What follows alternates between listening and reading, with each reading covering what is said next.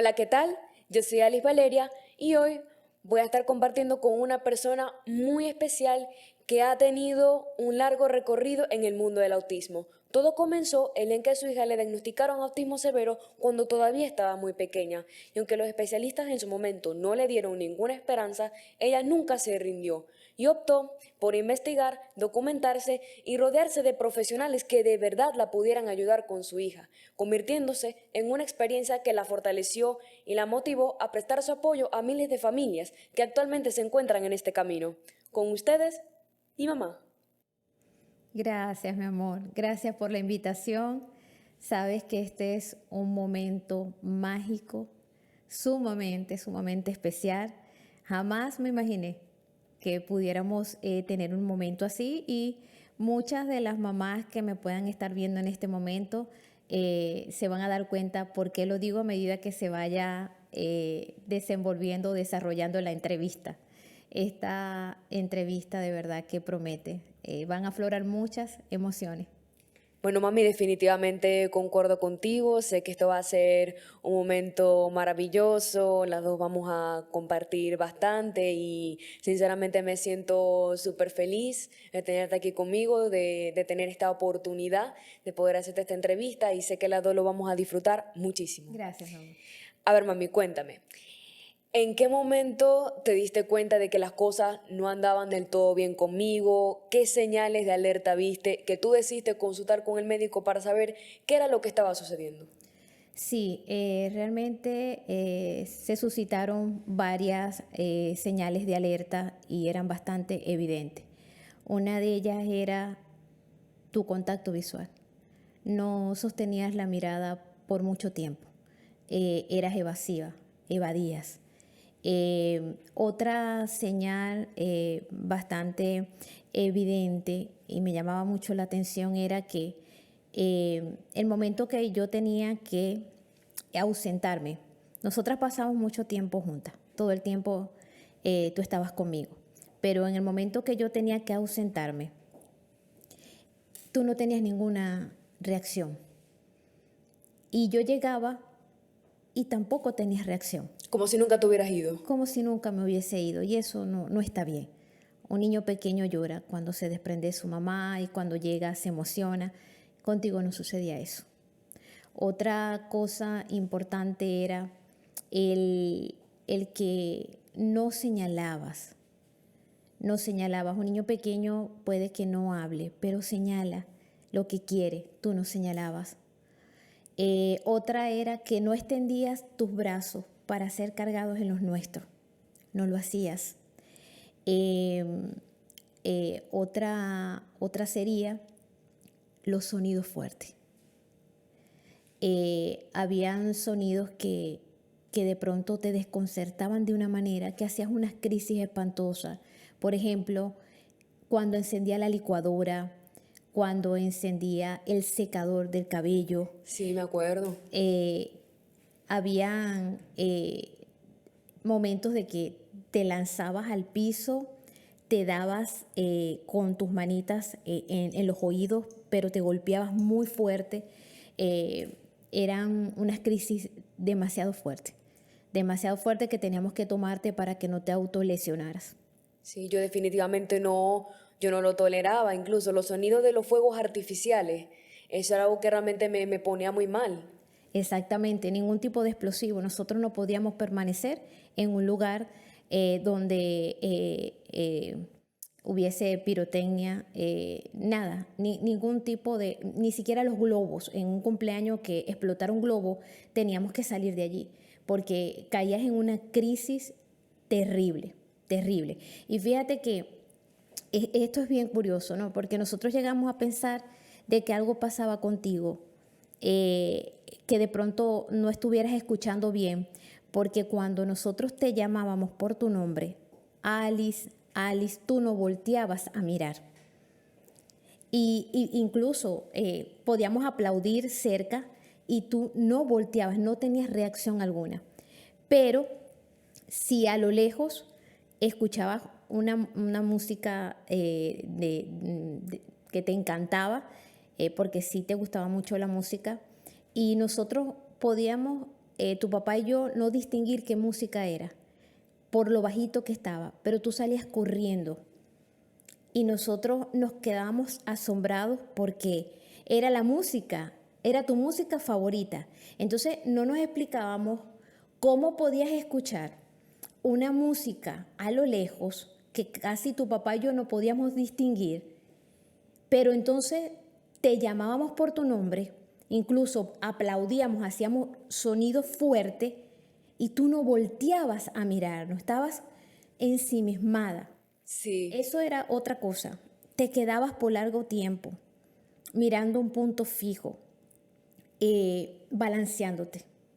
Te balanceabas hacia adelante y aleteabas. El aleteo era en ocasiones tan acentuado que nos impactaba verte cómo aleteabas tan fuerte. De verdad que había muchas señales bastante evidentes. Las luces te fascinaban. Lo que daba vuelta también. Un ventilador, te quedabas por hora mirando el ventilador, o lo que tuviera rueda, ibas y le dabas vuelta a la rueda y ahí te quedabas. Era algo que me fascinaba, que me atraía mucho. Te atraía muchísimo. Y otra cosa importante que también nos alarmaba muchísimo era que ya tenías 18 meses y no decías palabra alguna. Ninguna palabra. Y un niño de 18 meses ya debería estar diciendo alrededor de 30 palabras, 40 palabras, dependiendo. Pero ¿sabes cuántas decías tú? 0. No decía nada. No decías ninguna palabra, solamente emitías sonido. Recuerdo claramente que uno de tus sonidos era tiki tiki tiki tiki tiki. Tiki tiki tiki tiki tiki tiki taca taca taca taca taca taca. Y siempre lo repetía. Y lo repetías y lo repetías y lo repetías. Te aislabas por horas. Te apartabas. Si estábamos en un lugar donde había niños, tú te ibas y no había forma ni manera que yo lograra que te quedaras allí donde estaban los niños. Las fiestas infantiles eran todo un tema para nosotros, igual que Navidad. Porque bueno, en la fiesta, como todo fiesta de niños, era mucho la música, eran los globos, y en Navidad eran los explosivos. Los fuegos artificiales. Sí, y era tan fuerte, Alice, tus crisis. Era tan duro verte desplomarte al piso, verte autolesionarte, que tu papá y yo nos íbamos. Nos íbamos de la fiesta y la Navidad para mí fue todo un tema. Después que era la mejor época para mí, ya no quería que llegara Navidad. Yo me acuerdo que era muy fuerte, o sea, los tres no podíamos estar ahí, o sea, a mí me afectaba todo eso, o sea, lo que eran los ruidos más fuertes, o sea, yo no podía, o sea, realmente me ponía mal, me afectaba demasiado. Sí, sabía que era así. Y tu papá y yo tomamos la decisión porque era tan doloroso verte cómo te ponías, que dejamos de asistir a las reuniones de Navidad. Y de hecho en la casa, no sé si lo recuerdas porque ya tenías 4 años y todavía pasaba, te colocábamos los audífonos. Los audífonos, ¿los recuerdas? Para que no pudiera escuchar toda la pirotecnia, también tenía que darle música para que pudiera distraerme. Exactamente, tapones para los oídos, porque por más que yo hablaba con los vecinos, le contaba a la gente, ellos no podían entender eso. No lo entendían y la pregunta era, ¿por qué se pone así? ¿Qué le pasa? ¿Por qué grita tanto? ¿Por qué? Yo no sabía por qué. Yo lo único que podía ver era que ahí había un dolor. Era un dolor porque es que la reacción era tan fuerte que tenía que haber dolor. Claro. ¿O había dolor o no había dolor? Sí lo había. Sí lo había. Eso es bueno que sí tú lo puedas expresar y decirlo, porque todavía hay mamás y profesionales que piensan que no hay dolor allí. Y sí, sí lo hay, ¿verdad? Por supuesto. Hay dolor. Entonces, bueno, viendo todo esto que estaba pasando, lo consultamos con el pediatra. Y el pediatra me dijo que ahí no estaba pasando nada, Que todo estaba bien. que todo estaba bien, que estaba viendo cosas donde no las había, que tú eres una niña muy linda, que era muy linda, que tenías buena talla, que estabas un poquito pasadita de peso, pero que no estaba pasando nada. Nada fuera de lo normal. Nada, estaba todo dentro de los parámetros y que todo iba a pasar cuando te inscribiera en un preescolar. ¿Ves? Entonces, no. Una parte de mí, sí tengo que confesarlo, quería pensar eso, que iba a pasar todo cuando te inscribiera en un preescolar. Pero la otra me decía que no, que eran muchas las cosas las que estaban ocurriendo, que eso no podía ser cualquier cosa. Y entonces tu papá y yo decidimos consultar con otros especialistas y llegamos a un equipo multidisciplinario que contaba con psicólogos, psicopedagogos, terapeutas de lenguaje y foniatra. Y estuvimos una semana en evaluaciones. Fue muy difícil someterte a todas esas evaluaciones porque tú estabas descontrolada, estabas muy mal y ahí te evaluaron.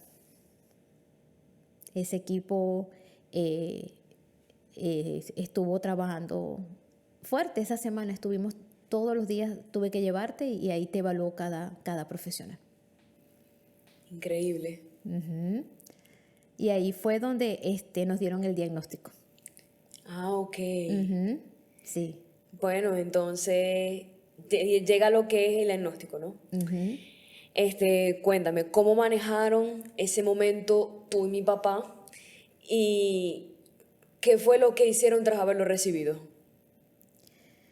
Ok. Eso fue un momento muy duro, muy, muy difícil. Bueno, para cualquier papá, recibir un diagnóstico de esa magnitud no es fácil.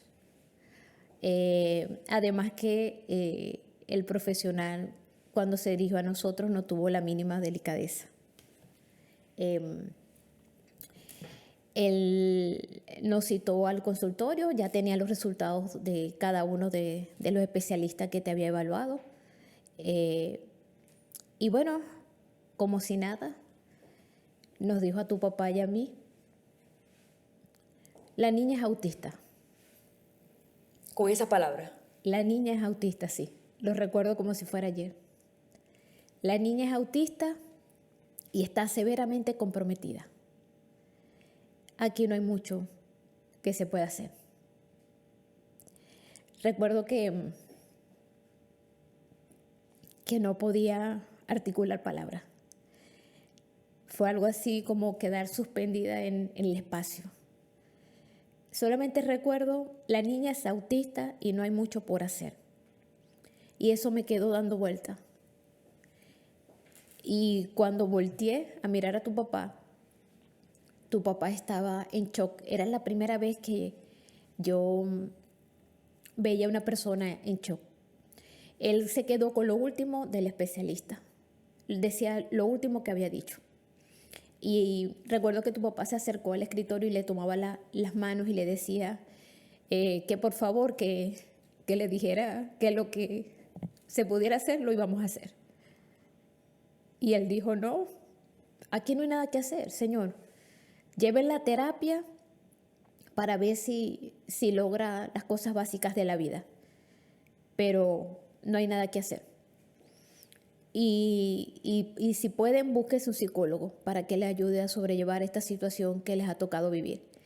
Yo recuerdo que le dije, le pregunté si tenía hijos por la forma tan brusca que nos dio el diagnóstico. y levanté a tu papá. Él estaba allí, no quería irse. Él solamente le preguntaba qué podía hacer, que tenía que haber algo que se pudiera hacer. Y yo me lo llevé. Nos fuimos al estacionamiento y ahí estuvimos aproximadamente media hora porque ninguno de los dos podíamos manejar. Y ahí drenamos muchísimo. Y estábamos muy asustados. Nos asustó muchísimo porque la manera en que nos dio el diagnóstico y la manera en que nos lo dijeron nos dio terror. Que un especialista le diga a una persona que no hay nada que hacer, eso es muy fuerte, muy fuerte. Así que, bueno, una vez que pudimos reponernos de esa noticia, salimos de allí y yo empecé a investigar, a ver qué se podía hacer, tu papá y yo. Para ese momento no existían redes sociales, no había Instagram, Facebook, nada de Facebook, eso. nada de eso, no había nada de eso. Y recién iba comenzando, por lo menos aquí en nuestro país, se iba empezando a hablar lo de Google, y yo no sabía manejar nada de eso. Pero la necesidad me obligó a aprender para investigar, a ver qué más podíamos hacer. Y así fue, aprendí a navegar. Existían en aquel entonces unas especies de foros y ahí habían algunas mamás hablando del autismo y bueno, realmente todo lo que encontraba de autismo era terrible y eso me asustaba más. Decían que era un daño considerable a nivel neurológico y los niños muchos no llegaban a hablar, no podían hacer una vida normal, etcétera, etcétera.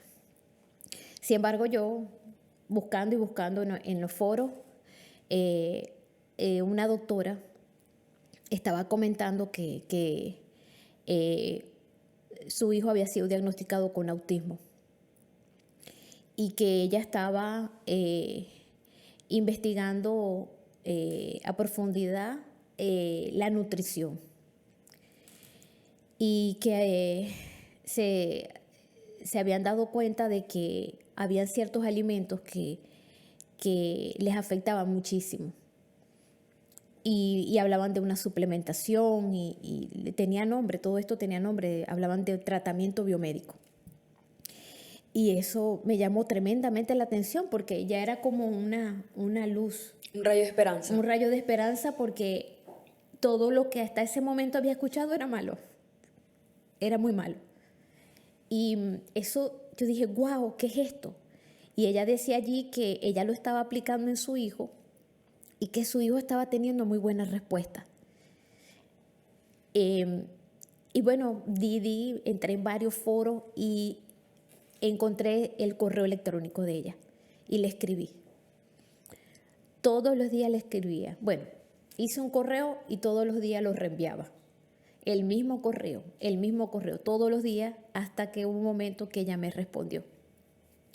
Yo le hablé desde mi corazón de madre, le dije que estaba desesperada, le comenté todo lo que tú estabas presentando y ella muy amablemente me respondió.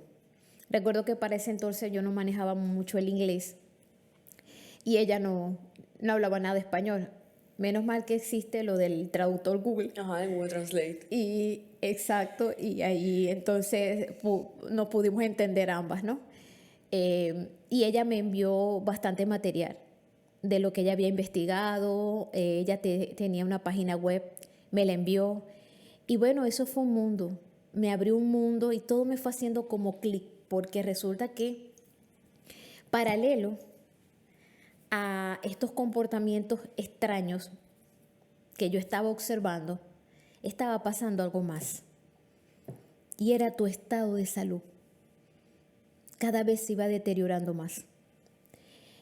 Tú presentabas recurrentes infecciones, sobre todo en vías superiores. De cada rato tenías sinusitis, infección de garganta, Ostitis también. ostitis. La ostitis también era muy repetitiva, la ostitis. Otra cosa, la tos. Una tos alérgica, todo el día era una tos y tos y tos, que nosotros vivíamos en el hospital para poderte hacer terapias respiratorias. Y ya era tan seguido que compramos un equipo para nebulizarte en casa. Y otra cosa que tuvimos que hacer fue mantener una bombona de oxígeno al lado de la cama, porque eran tan fuertes las crisis de tos que te dabas, que te ahogabas. Y en 2 oportunidades caíste en nuestros brazos morada, que si esa bombona no está allí, yo no sé qué hubiese pasado. Todo el tiempo eran estas infecciones. Otra cosa bastante fuerte, que esa la vimos desde muy temprano, fue un estreñimiento. Sí, no pude evacuar, me costaba mucho hacerlo. Sí, ya y eso lo empezamos a ver desde bebé, muy bebé. Recuerdo que a los 3 meses de edad, el pediatra me dijo que para ayudarte a evacuar, colocara en la fórmula, la hiciera con cebada. Es decir, que yo desde los 3 meses introduje el gluten, porque la cebada contiene gluten. Y eso, en lugar de ayudar, según el médico, porque según el médico eso me iba a ayudar, empeoró la situación. Tú podías pasar días sin evacuar. Sí, Y teníamos que colocarte supositorios y enema. claro, para poder hacerlo también lo tenían que insertar para que así yo pudiera evacuar, porque realmente el problema de estreñimiento era muy fuerte. Era muy fuerte, sí. Y tú lo recuerdas porque tenías 4, 5 años y tú todavía tenías esos problemas tan fuertes de estreñimiento. El médico hubo un momento que me dijo, mira, vamos a colocarle el Milax. Entonces yo tenía que estar con el Milax y para que el Milax ya no era algo que te ayudaba. Entonces teníamos que utilizar los enemas y los supositorios. Entonces era el estreñimiento, las infecciones recurrentes, la tos alérgica. Otra cosa que yo observaba era que cuando te dábamos pan, sobre todo el pan dulce, tú hacías unas evacuaciones explosivas. Eran sumamente fétidas. Era un olor extremadamente fétido. No se podía tolerar en la casa. Y flatulencias fétidas. Entonces, sí había una serie de cosas que estaban pasando a nivel de salud, que cuando yo empiezo a leer toda esta información que me envía esta doctora que contacté, sí me hizo clic. Todo empezó como a engranar. Entonces, porque ella describía todas las alteraciones digestivas e inmunológicas que presentaban los niños con trastorno del espectro autista. Entonces, yo decía, ok, esto está relacionado. ¿Qué es lo que está pasando aquí? Entonces, ella hablaba de que había que retirar alimentos como el gluten y la caseína. Por eso te mencionaba lo de la cebada. Que entonces vi qué pasaba con la cebada, porque el médico me decía que te iba a ayudar con el tema del estreñimiento, pero realmente estaba empeorando la situación. Entonces, ¿sabes? Por eso todo me hacía clic. Yo imprimí toda esa información emocionada y se la llevó el pediatra. Empiezo a repartir, recuerdo que armé carpetas de todo lo que tú estabas presentando y lo que toda esta información que me facilitó esta doctora, pero no me creyeron. Ellos pensaban que yo trataba de buscar algo de donde poderme tomar, porque el diagnóstico me había afectado mucho. Entonces el pediatra me decía, ¿pero qué tiene que ver una cosa con la otra? Igual los neurólogos, porque a todas estas nosotros tuvimos que buscar el neurólogo, a todos los especialistas que te hicieran las respectivas evaluaciones para ver cómo tú estabas. Hicimos el electroencefalograma, hicimos resonancia magnética, que esas salieron bien. Entonces tampoco me explicaba. Yo decía, ok, ¿por qué sale bien en el electroencefalograma si me están dando un diagnóstico de autismo? Entonces iba empezando, había muchas cosas que yo no entendía en ese momento. Así que bueno, esa información yo se la fui mostrando a muchísimos especialistas y nadie le veía sentido. Ellos me decían que tenía que ver la alimentación con el autismo. No tenían relación una cosa con la otra. Sí, porque es que el autismo lo catalogaban solamente como una afectación, una alteración a nivel neurológico. Entonces ellos no veían esa relación. ¿Por qué remover algunos alimentos? ¿Para qué? Ok, pero es que ellos se estaban ubicando en el diagnóstico como tal, el diagnóstico de autismo. Ok, pero es que entonces detrás habían unas alteraciones. Estaba tu estado de salud y eso era lo que ellos no veían en ese momento y yo quería que vieran. Yo les decía, pero es que yo sí noto que algunos alimentos a ella la alteran, la ponen peor, pero ellos decían, a ver, por ejemplo, yo le decía, ella grita, ella de pronto está, digamos, medianamente bien y empieza a dar gritos. Ella se dobla, se da golpes en el estómago, en el abdomen.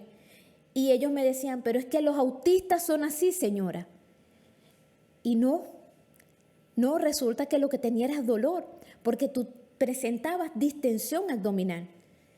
Claro, no me lo podías expresar, tu única manera era autolesionarte. ¿Ve? Y nada de esto lo veía el médico. O los médicos, porque consulté varios pediatras, consulté varios neurólogos y bueno, las terapeutas que tenías menos relacionaban una cosa con la otra. Entonces, ¿sabes?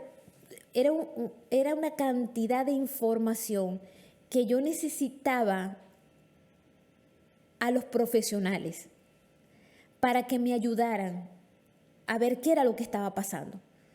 Pero no fue así. Fue muy difícil. Ellos no terminaban de relacionar una cosa con la otra. Y bueno, me tocó comenzarlo a hacer por mi cuenta. Guiándome por esta información que me había facilitado la especialista, empecé a hacer pruebas. Y yo dije, bueno, ok, aquí hablan de que la caseína, que es la proteína de la leche de vaca, y el gluten, que es la proteína del trigo, la cebada y el centeno, teníamos que removerlo porque los niños con autismo tenían problemas para poder desdoblar estas proteínas. Okay. Entonces, había algo que yo notaba y era que tomabas mucha leche de vaca. Muchísima leche de vaca. Tú podías tomarte cualquier cantidad de teteros al día estando pequeñita. Y era la madrugada y tú pedías el tetero como si fueras una bebita recién nacida. Cada 2 y 3 horas te despertabas y yo te daba tetero. El tetero lleno, un tetero full de leche. Entonces yo dije, ok, voy a empezar removiendo la leche a ver qué pasa. Claro. Cosa que fue muy duro, durísimo. No lo entendía muy bien porque yo venía de una zona ganadera donde aprendí o lo que me enseñaron fue que la leche de vaca era el mejor alimento del mundo y más para un niño pequeño que está un niño pequeño está en desarrollo. Entonces, fue difícil para mí en ese momento porque no entendía por qué, no toleraban la leche de vaca. Yo leí lo que la doctora comentaba, ¿no? Que no podían desdoblar bien esta proteína, la caseína. Pero bueno, yo dije, vamos a probar a ver qué pasa. Recuerdo que empecé a buscar libros de nutrición, porque yo decía, a ver, si yo remuevo la leche de vaca, a ver, ¿qué nutriente importante acá me da la leche de vaca? Yo en aquel entonces, ¿no? Yo decía, bueno, el calcio.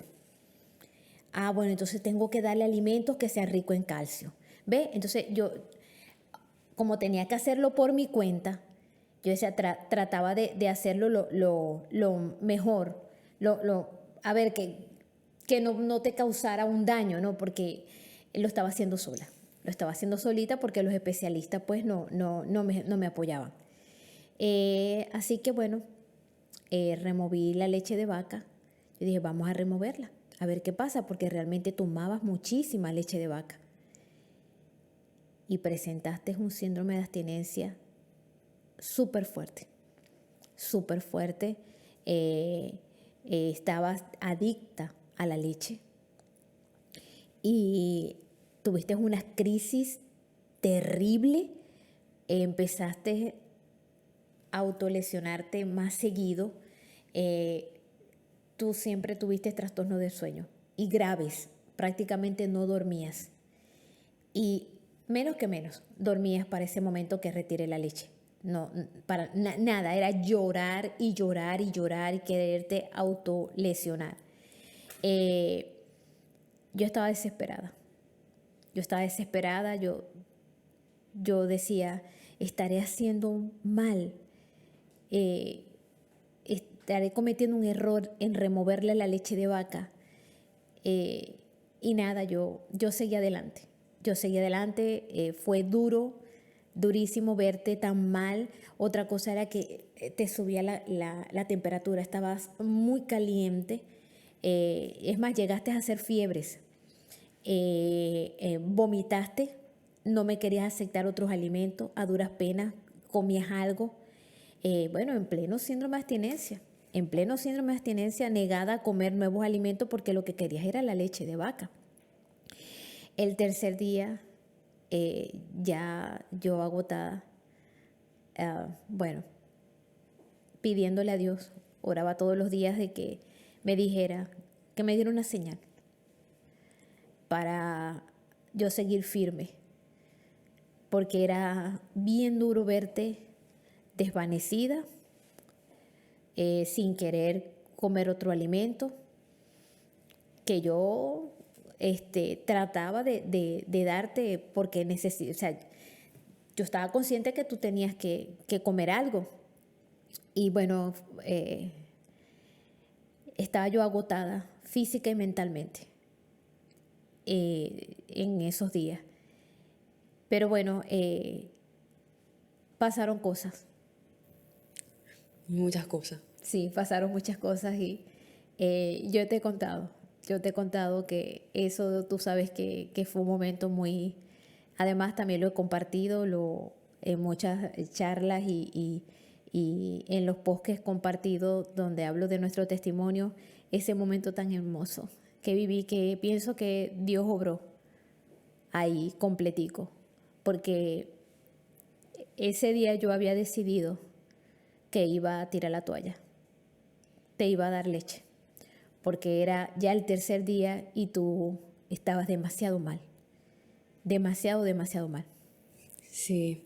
¿Y cuáles fueron mis primeros avances? ¿En qué momento se dieron? Bueno, en esos días que te acabo de comentar, en esos 3 días, habían algunas cositas. Si bien estabas mal, podía ver que estabas haciendo como un poquito más de contacto visual. Había como que sí tratabas de buscar mi mirada o de quedarte mirándome, ¿no? Pero yo estaba tan ofuscada, tan mal, tan preocupada, angustiada, que fue luego que vi que sí habían algunas cositas en esos 3 días que no te estaba dando la leche de vaca. Pero lo más hermoso, y es donde yo digo que obró Dios completito, fue en el momento que yo estaba haciendo la comida, estaba en la cocina y tenía que salir afuera un momento. Creo que era a buscar un pañito, algo así. Pero era cerca. O sea, yo salía de la casa y así mismo estaba el pañito. Yo salgo a buscar el pañito y de pronto escucho, mami. Y yo me paralizo. La vecina tenía una niña. Y yo dije, no, es la niña que está llamando a su mamá. Y escucho nuevamente, mami, y yo, no puede ser. Yo sentía los latidos del corazón, yo los sentía, el boom, boom, boom, boom, rápido.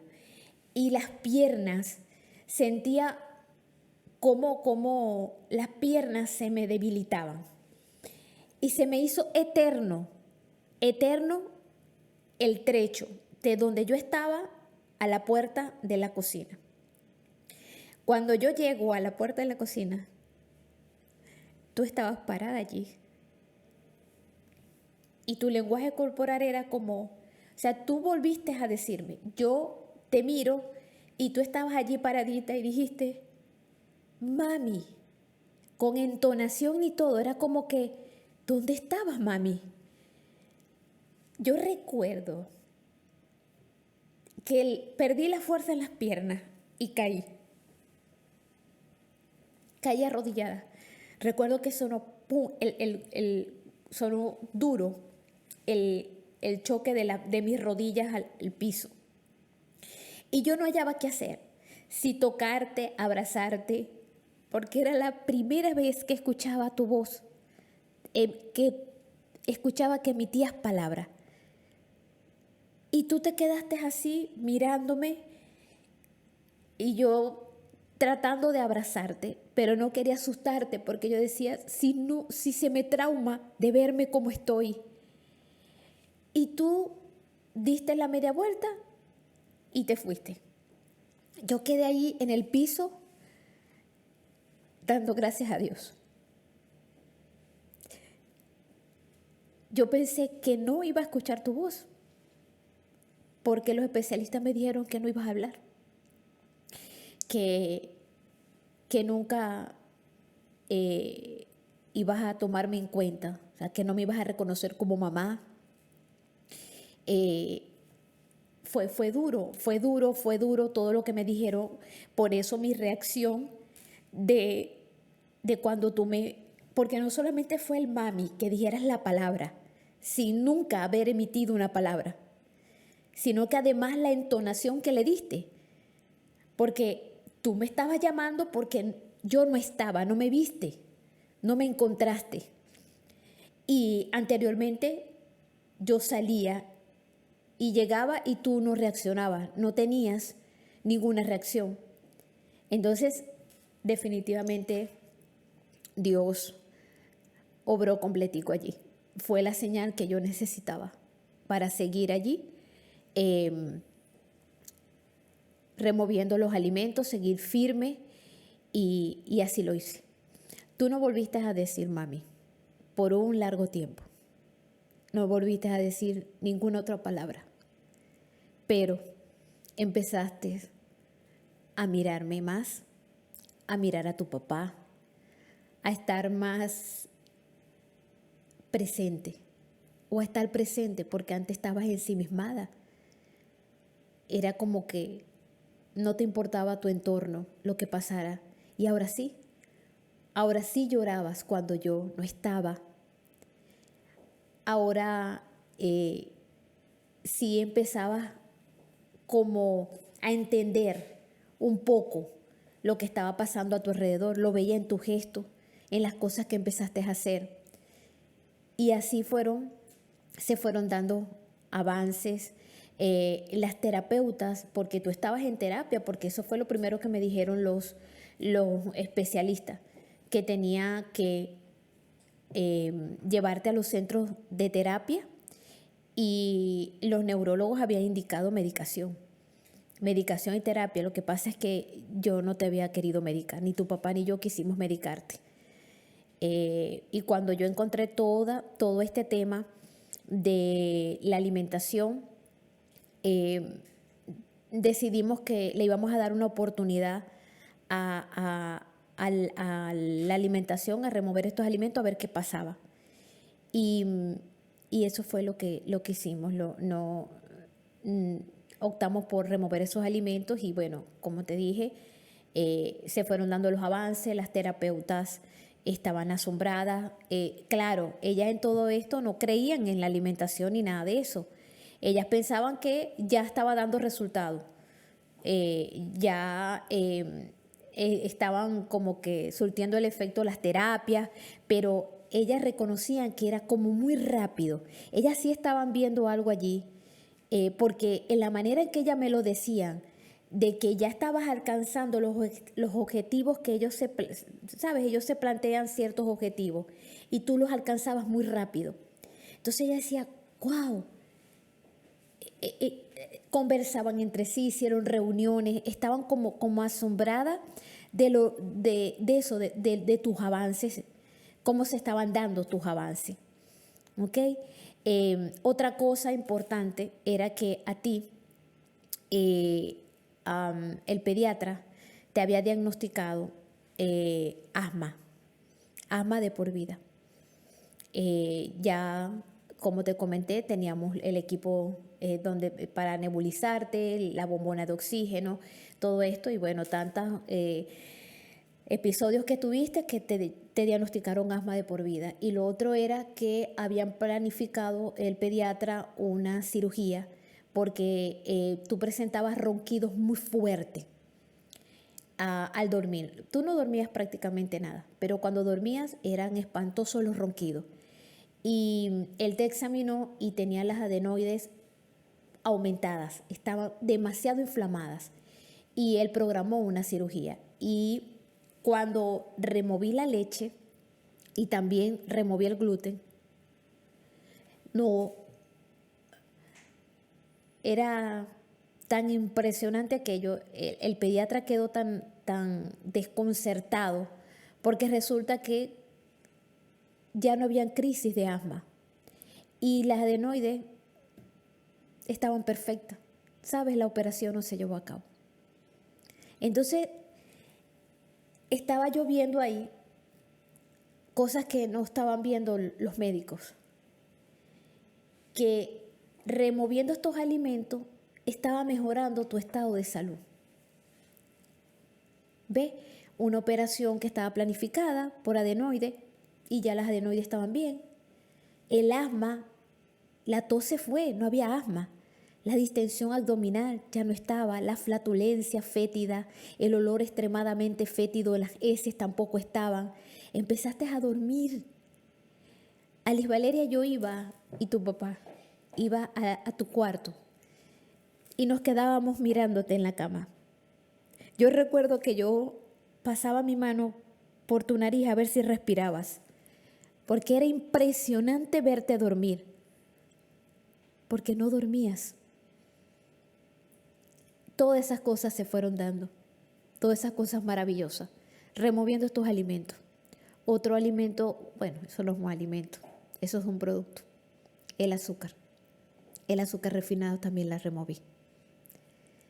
Y se fueron dando estos avances.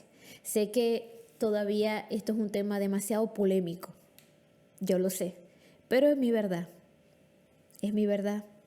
Eso fue lo que viví y lo que nos ayudó a salir de ese cuadro tan crítico de salud en que te encontrabas.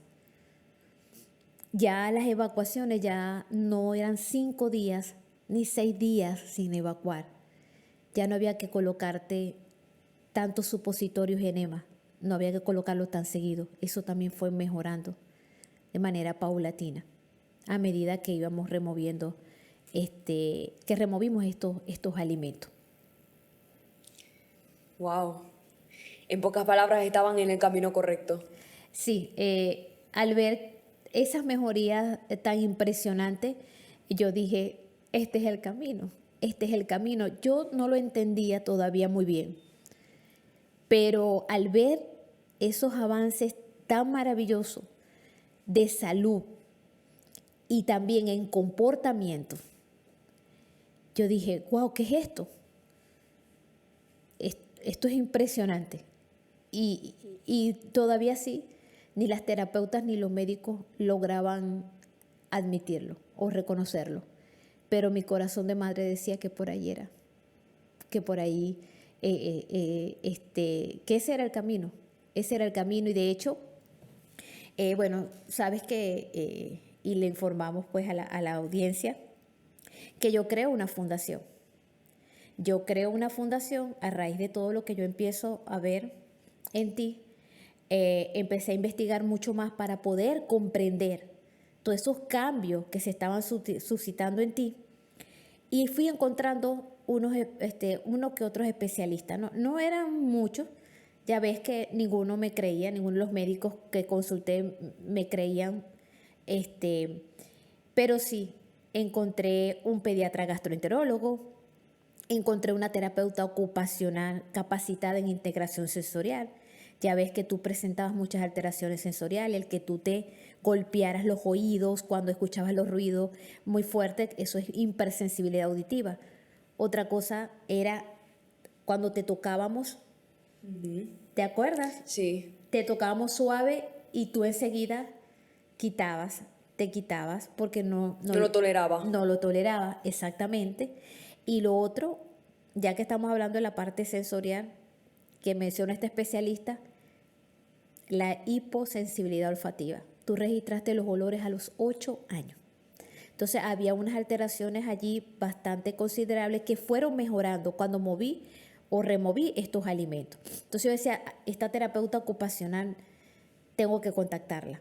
Y la contacté, así como terapeutas de lenguaje, que también estaban en esta misma línea, porque ya se estaba escuchando más el tema de este tratamiento biomédico, de este abordaje biomédico, la nutrición, todo esto.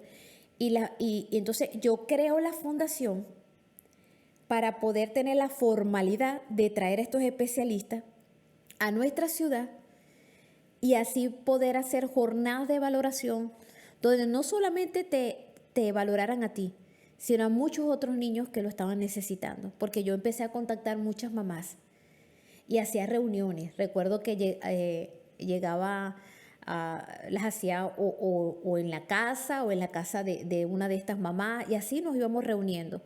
Y bueno, y empecé a traer estas especialistas a la ciudad y a hacer seminarios, conferencias y la valoración que tanto necesitaban los niños, ¿no? Y bueno, y por ahí fuimos ayudando a muchos niños, incluyéndote a ti. Sí. ¿Y a partir de qué momento me escolarizas? Me gustaría saber cómo fue todo este tema. Uy, eso también fue otro tema. No es tan sencillo la escolarización en un niño dentro del espectro autista.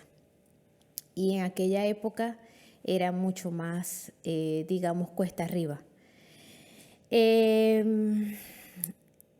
Puedo decir que fueron más de 14 escuelas las que nos cerraron las puertas. Yo los contactaba y ellos amables, claro que sí, señora, hay cupo, bueno, acordábamos una hora, un día y yo iba hasta allá, hasta la escuela, ¿no?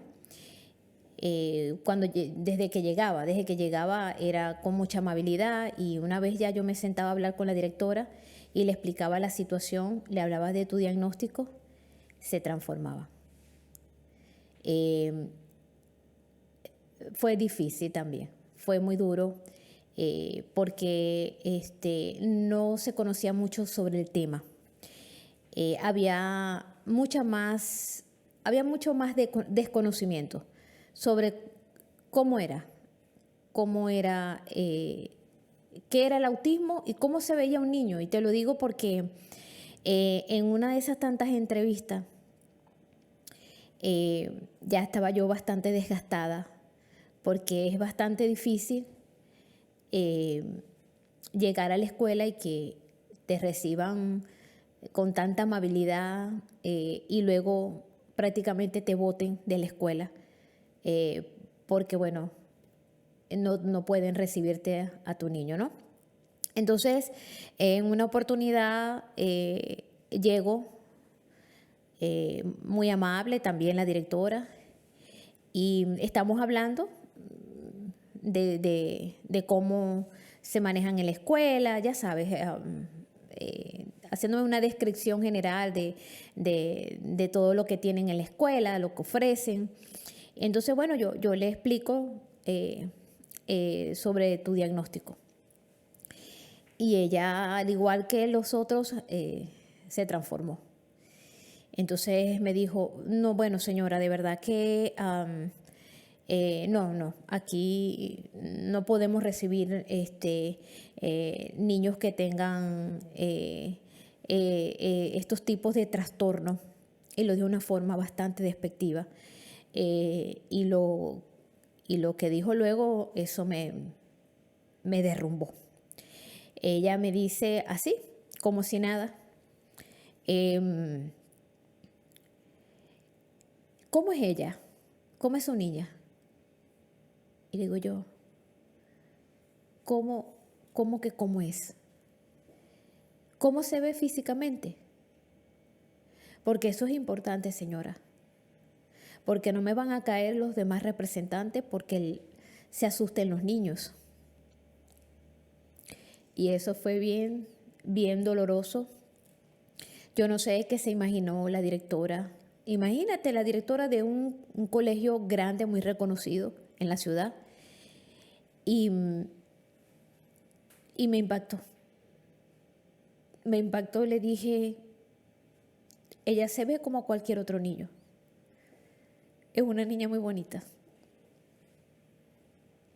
Y me dijo que lo lamentaba, pero que no podía estar en su escuela. Y desde ese momento yo busqué una foto grande. Yo tenía fotitos en mi bolso y todo, pero busqué una foto grande para poderte enseñar, para que te vieran. De verdad que fue bien duro, son momentos bien difíciles porque ese desconocimiento duele. No hay palabras para una mamá cuando salen con cosas como esta. De verdad que no tiene nombre, no se vale. Pero esas cosas las pasamos. Así que bueno, yo no me di por vencida. Yo seguí buscando escuelas. Como mencioné, fueron más de 14 escuelas.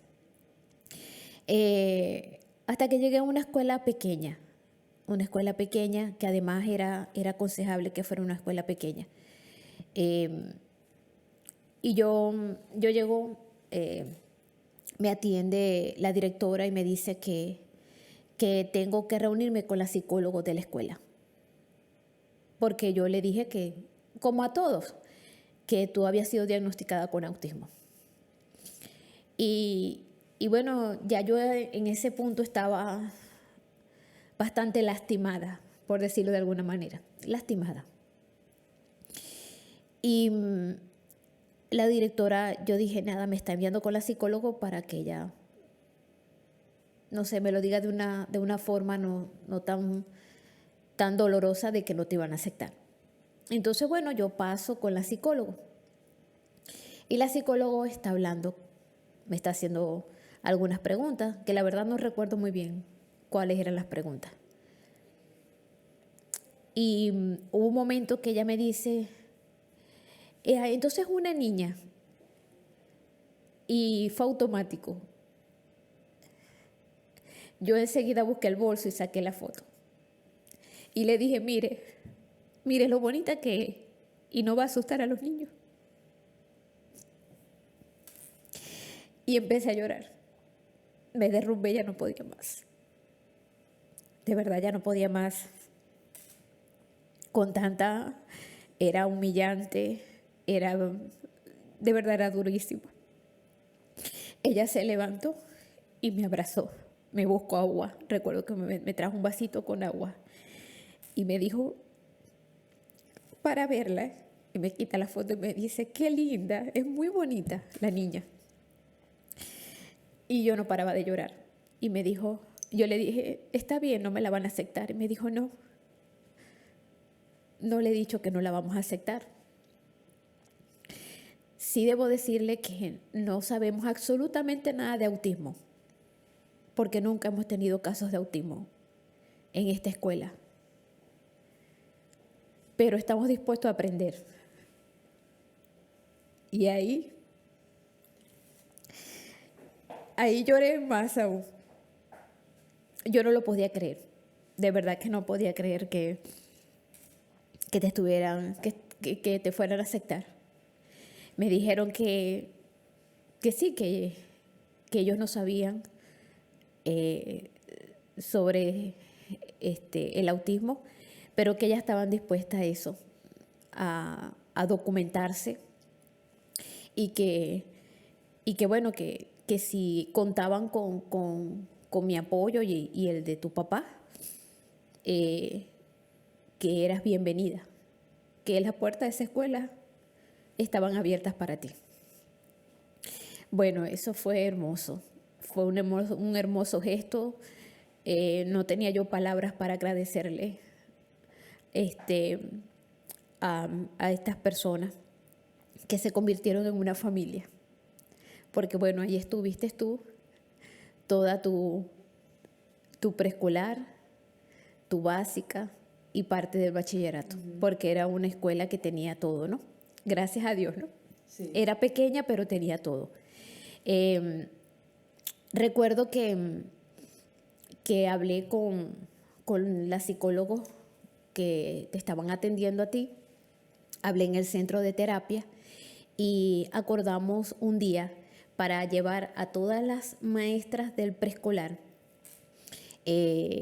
para que recibieran una charla y le brindaran las herramientas que ellas necesitaban para las situaciones que se pudieran presentar en la escuela. Y hablé con todo el personal,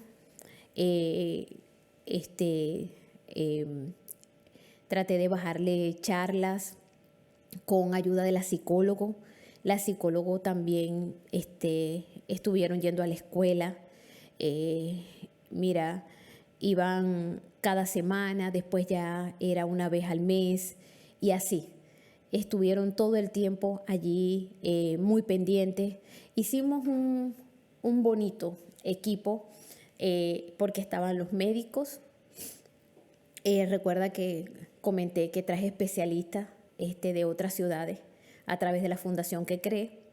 Y bueno, estaban también las maestras, la psicóloga, las terapeutas y nosotros tus papás, ¿no?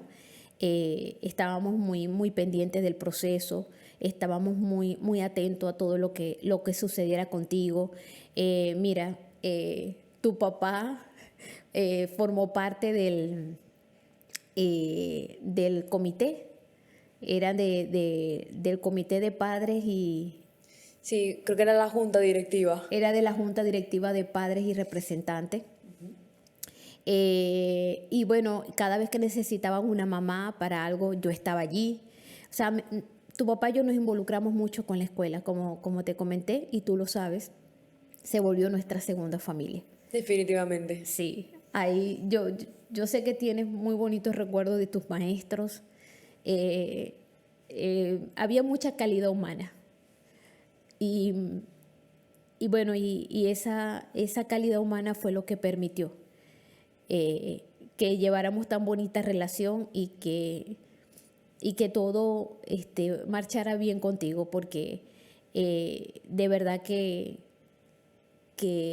tenían toda la mejor voluntad del mundo para ellos involucrarse con todo el proceso, y lo que no sabían lo preguntaban. Había una comunicación estrecha entre ellos y nosotros, que eso permitió que todo fluyera contigo, o sea, que todo el proceso se fuera dando como debía ser. Y eso es lo que yo siempre pido a Dios todos los días, que hayan maestros que si no saben, que se documenten, pero que le den la oportunidad a ese niño, a esa familia, porque ustedes tienen los mismos derechos, ustedes lo necesitan. Apoyándose con los profesionales como el psicólogo, el psicopedagogo, se pueden hacer adaptaciones curriculares y bueno, ir poco a poco. Sé que de pronto a lo desconocido uno no siente ese miedo, pero hay que dar ese paso, hay que darlo, porque sí necesitamos profesionales que sean más sensibles, que tengan más sensibilidad. Otra cosa que me parece increíble es que ustedes pudieron hacer todo esto, pudieron lograr todo esto sin esas facilidades que nos ofrecen hoy en día WhatsApp, Telegram y todas las redes sociales que conocemos, pues. Sí. Bueno, sé que, bueno, porque tú estás en esta época, ¿no? Que todo es tecnológico, pero antes también sobrevivíamos, ¿sabes? Sobrevivíamos, no había WhatsApp, no existían las redes sociales, pero íbamos hasta allá, ahí estábamos, y el que quiere puede. O sea, no había esta facilidad que hay hoy día, pero cuando se quiere se puede. Sí se logró, claro que se logró, y así como lo logramos nosotros, muchos otros padres y en otras situaciones, pues se logra, claro que sí, claro que sí. Claro, si se tenía que hacer algo, se hacía. Se hacía, claro, todo era por tu bienestar, porque pudiéramos hacer que pudieras integrarte, que tú pudieras alcanzar tu máximo potencial. Eso era lo que nosotros más queríamos. Sí. Y yo recuerdo que todo pasó demasiado rápido, con el tiempo yo fui adquiriendo más destreza, mejorando mis habilidades y por ende yo me fui integrando con mis maestros y mis compañeros. Y también recuerdo que un día cuando yo estaba en sexto grado, tú dijiste, quiero entrar a la Facultad de Medicina, y eso fue algo que nos sorprendió a todos. Primero porque eres contador público y segundo porque en esa época ibas a cumplir 40 años y de repente decidiste entrar a la Facultad de Medicina. Háblame un poquito de esa experiencia, cuéntame cómo fue todo eso. Bueno, le vine dando muchas vueltas. O sea, sí, como dices tú, ¿no? Que todo fue como que, ¿qué? Vas a entrar a la Facultad de Medicina, porque es que era entrar de cero, ¿sí? Y mi carrera nada tenía que ver con la salud, ¿no?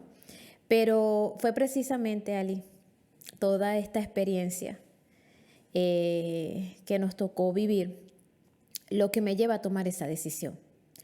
Me tocó lidiar con muchos médicos y me entristeció mucho de que este tema ellos no lo manejaran. O sea, ellos se quedan con que, ok, tiene diagnóstico de TEA y no miran la salud de esa persona. Ok, todo se lo atribuyen a que es TEA. Porque cuando yo preguntaba, ok, doctor, pero es que ella grita, ella se golpea en el área del abdomen, se da de golpes y duro, ella mantiene una cara de angustia, siento que tiene un dolor. igual con todas esas alteraciones, con la hipersensibilidad auditiva, también te golpeabas muy fuerte. Y ellos me decían, es que los autistas son así, señora. Así son los autistas. Entonces, después de ver todo lo que pudiste lograr, todo lo que alcanzaste, yo dije, yo no me puedo quedar solamente en orientar a las familias como mamá, porque así era como lo venía haciendo a través de la fundación que creé, ¿no? Yo decía, yo tengo que ir más allá. Y no fue fácil, claro que no fue fácil tomar esa decisión. Como tú bien lo acabas de mencionar, estaba a punto de cumplir 40 años, tenía que pensar prácticamente de cero. Y además, o sea, y era la facultad de medicina, sabía que iba a ser muy demandante. Pero había que hacerlo y pues yo dije, nada, hablé con tu papá, le dije esto va a ser duro porque es como teníamos que reinventarnos y eso fue lo que hicimos porque es que yo quería seguir ayudando a la familia, pero ya esta vez como profesional de la salud, porque es que yo sí quería enfocarme en la salud de esta persona, de este niño, de este joven o adulto con TEA, fuera la población en la que me fuera a enfocar, ¿no? Pediátrica, de adulto, pero eso quería hacer.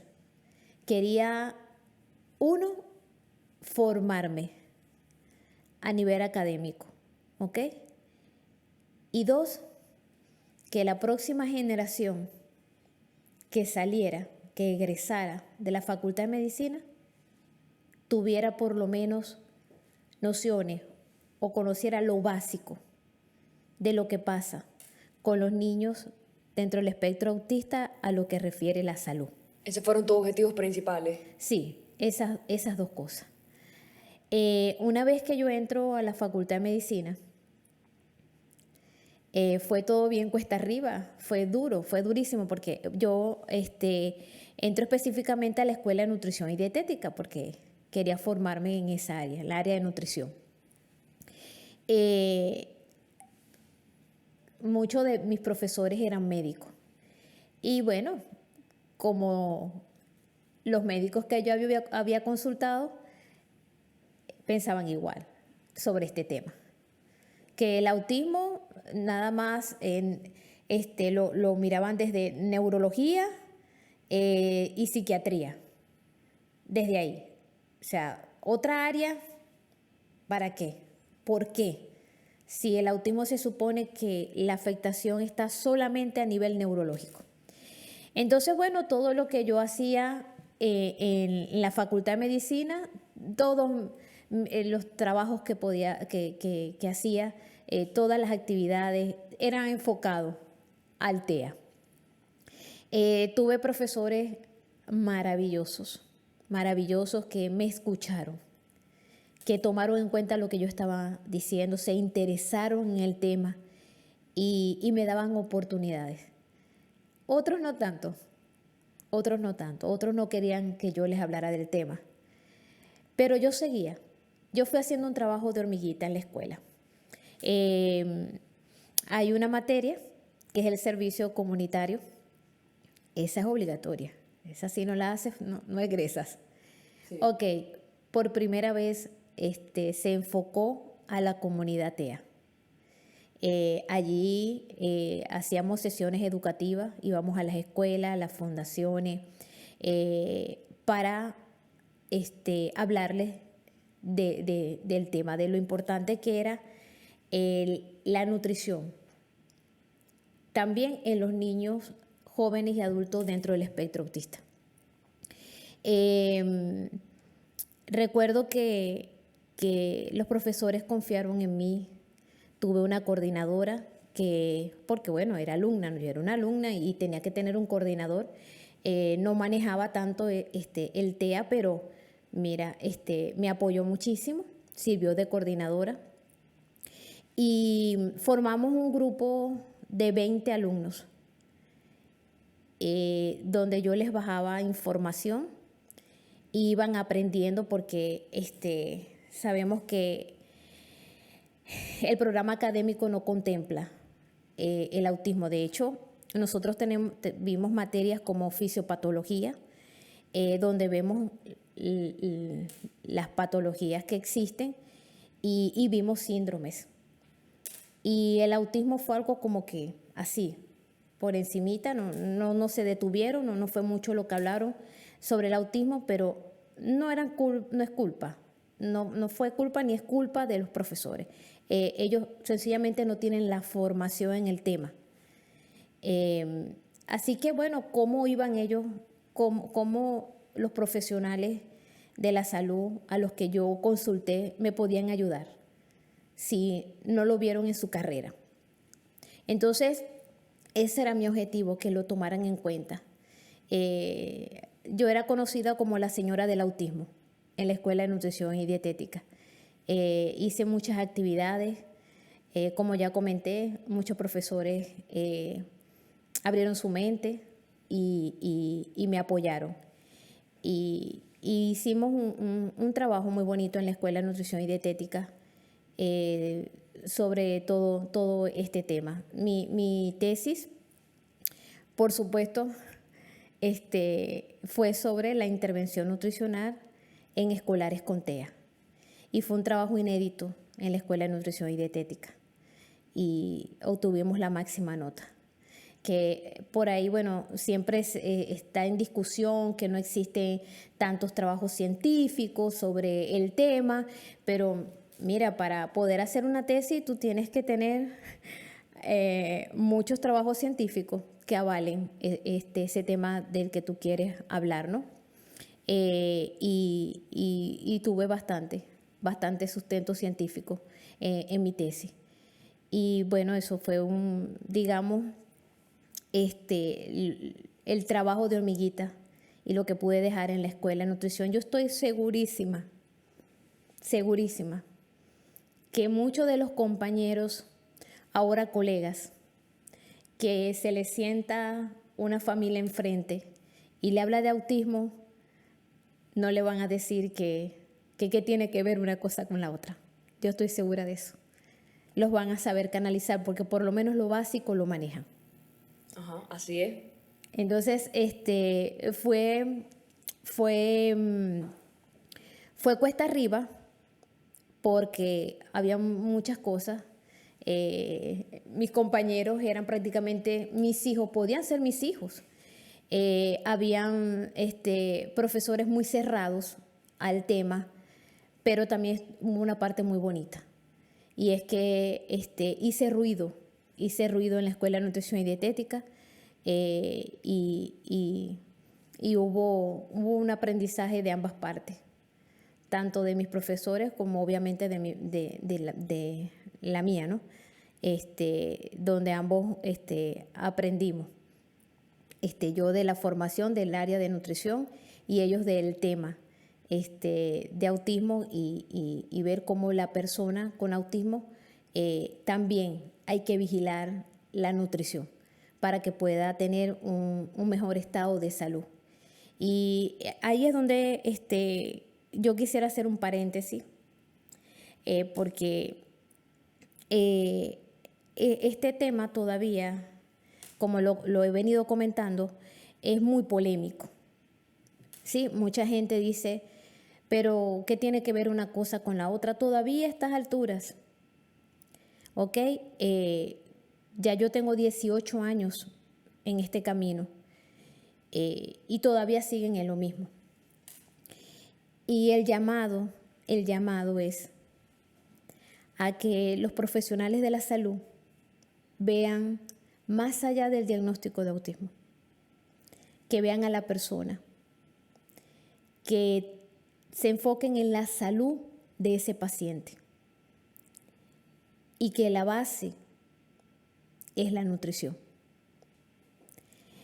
Ese es mi llamado desde mi corazón, porque así como yo he visto en ti que tratando tu salud has podido mejorar todos esos comportamientos. De hecho, algunos desaparecieron por completo, digamos, prácticamente todos, porque hoy día tú no presentas ninguno de estos comportamientos que en aquella, en aquella oportunidad, cuando estabas pequeña, te clasificó dentro del espectro.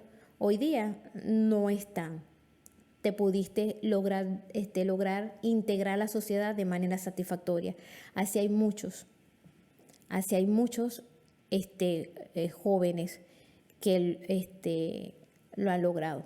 Entonces ese es el llamado. Y yo de verdad quiero darte las gracias, no solo por haber compartido este momento tan emotivo, sino porque me diste la oportunidad de, como ya lo mencionaste, de gozar de un buen estado de salud que me permitiera tener más destreza, más habilidades, que me permitiera integrarme como tal a la sociedad y lograr una integración realmente satisfactoria. Yo quiero agradecerte por toda esa lucha, por todo su esfuerzo, y también quiero que sepas que te amo con todo mi corazón, que eres y siempre vas a ser la mejor. Gracias, mi amor. Te amo. Gracias por esta oportunidad, por esta ventana. Como te dije, ha sido un momento sumamente especial porque ni en mis mejores sueños me hubiese imaginado que pudiéramos conversar así las dos de este tema. Gracias. Yo también me siento súper feliz, de verdad, muchísimas gracias por todo. Y si quieren saber un poco más, con más detalles, cómo fue todo este proceso, cómo vivimos nuestra experiencia, bueno, nos lo dejan saber en sus comentarios. Hasta la próxima.